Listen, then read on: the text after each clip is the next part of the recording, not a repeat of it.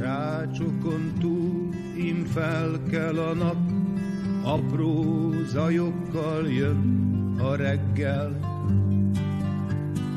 Ott lépd el most túl falakon, fényt iszik a szomjas ember.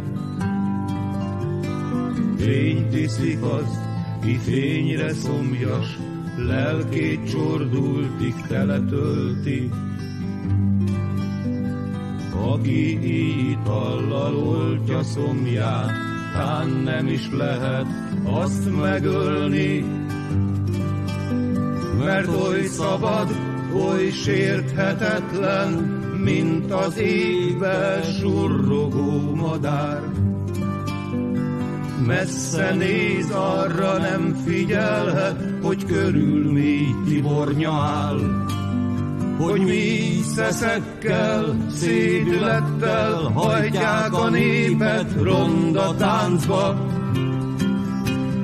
Víz összezúzzák, ki nem táncol, és belerokkan, aki járja. De felkél a nap, újra reggel, rácsokat olvaszt ragyogása. A kint, rejtsd el mélyre, egyetlen hóhér meg ne lássa. Hát ne sziszegj, ha körmöt tépik, akkor se szólj, ha megölnek.